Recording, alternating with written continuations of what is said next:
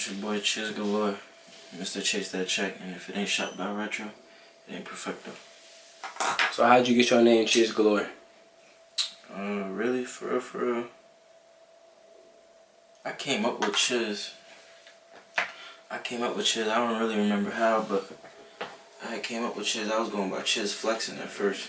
This was back when I was still hooping and shit. I was in school, back home and shit. In Philly? Yeah. I'm really from Reading, PA, but I just be saying Philly because my city real small. Yeah, people don't really know about the small cities. Shit, so I just be saying Philly. But my city really Reading. We about like 30, 45 minutes from Philly and shit. But yeah. So I was really going by Chiz Flexing at first, then I had changed it to Chiz Galore when I started rapping and shit. So what made you get into rapping for real? I like music. I always like music. Always listen to different type of music. And really, I was just,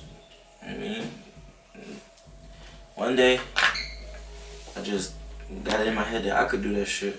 So I just started making music, started making shit. That was really it. Has there been any moments where you said, fuck that shit, I want to quit? Definitely. It's been like, but I feel like you're gonna get that with anything you do. It's always gonna be some shit, you feel me, where you just intimidated by certain shit, but I come with the shit. So them days where you wanted to quit, what were some motivations to keep going, to like keep pursuing this rapping career? Probably like just seeing niggas getting these big ass bags off their music, and just seeing how niggas is living, how the people be living, you know.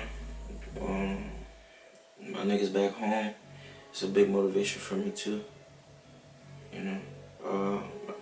It's just like where we was living at, living in apartments and shit. Niggas ain't trying to live like that for the rest of their life. But speaking on big bags and being global, like, describe Texas. I know you just took a trip to Texas, had a little concert.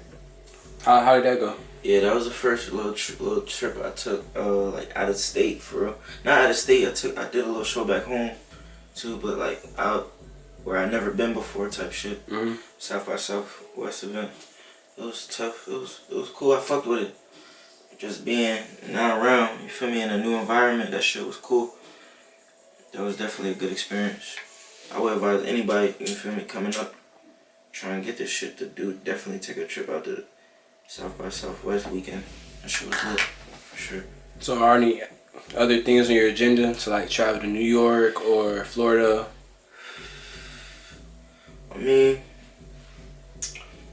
Not for real, but anywhere, like anything that I could probably get into, like that was kind of sort of like South by Southwest, I'll probably do in the future though. Like, I definitely want to do more shit like that.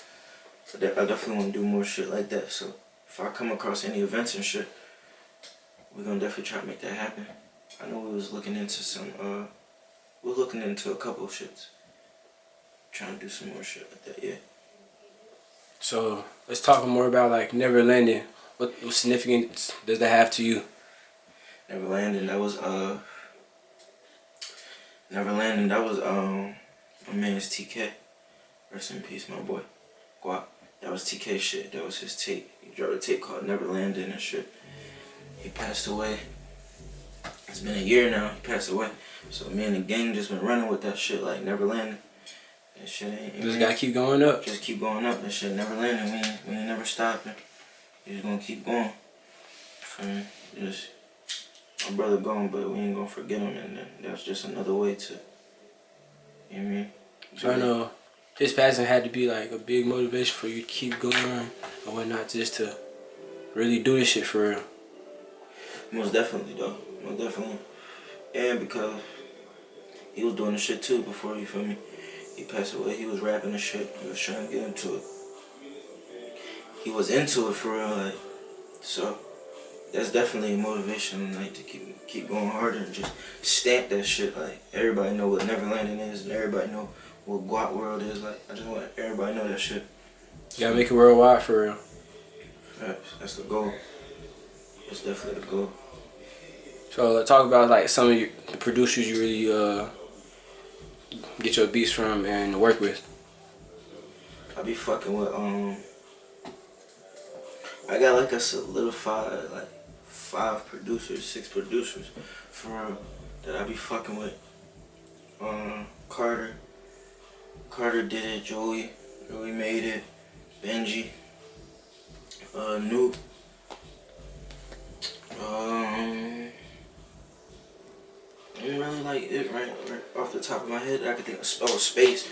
Started off with Space. I mean, you can't forget about Space. That was one of the big influences on my music shit. Space.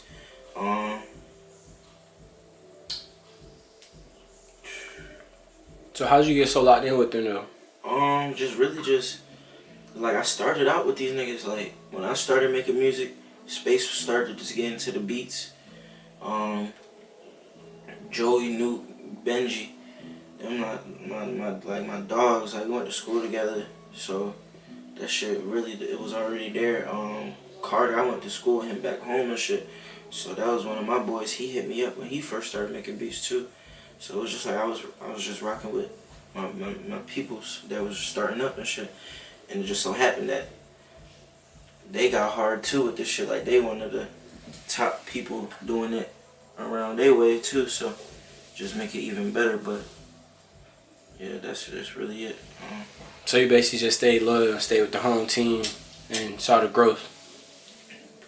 Definitely, basically.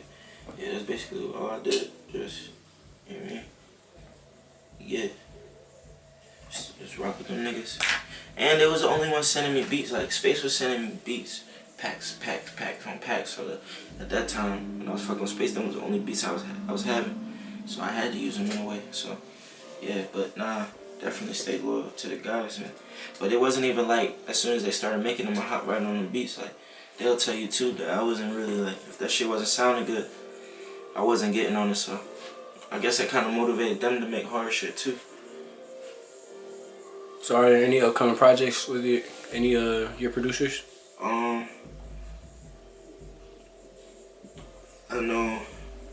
know me and Carter probably gonna drop another tape, cause we already did one. So I know me and Carter gonna drop another one. And then that's really like it for real. But you know, niggas is always bound to work. We in this joint every day, so anything can happen. So I see that you have like some tapes with Baby Coop. You got a song with 4IN. Yeah. What's their significance with them? 4IN, those are my brothers right there. Fuck with them niggas. Went to school with them too. I just, seen them niggas. I liked how they carried themselves. They was some cool young niggas, you feel me? Like how I was when I was their age type shit. They ain't that much younger than me, but you feel me? They like kinda like into the same shit. I was rocking with them niggas, and I like their sound. Like they on their own wave. They was on their own shit. Facts. I respect that. So I definitely wanted to lock in with them. But yeah, I fuck with them niggas. So do you have any plans for the future? Shit, just in this bitch working. I'll probably drop some singles. I got a vlog, Texas vlog on the way. South by Southwest vlog on the way. Video on the way. Yeah, just keep on working. I'm just gonna drop some singles probably. Just drop some singles. Any videos on the way? Yeah, I got one in the vault right now. Yeah, video definitely on the way. I got one ready. Probably gonna shoot another one soon. So yeah, I'm gonna keep all that coming. Videos and singles. That's really what I'm focused on right now. So describe the From My Block experience. How did that go? That shit was cool. Yeah, that shit was cool. I got to lock in with AZ Productions. That was a nice experience because like, that was one of the people I was watching. Like growing up before you started rapping? Yeah, so that was a cool experience. that was something that made me feel like, you know, stay in the shit type shit. So it was like a motivation when he hit you back and actually shot it. Yeah, it was definitely. That was like a reminder that like a nigga on the right track and shit. Type shit. Yeah. So if you had one last thing to say to the audience, what would you say? Well, last thing. I'm growing. You feel me? I ain't perfect. If you're rocking with me, I fuck with you. The love is well appreciated. And then if you're not rocking with me, fuck you. We're just gonna get this money and I'm with the niggas that's rocking with me. New music on the way. Any dates? Nah, no dates right now. But at any time. At any time, I got shit in the vault. I'm just waiting for cover arts for real, for real. When I get some cover arts down, then we're gonna put some dates on it and shit. Shit like that.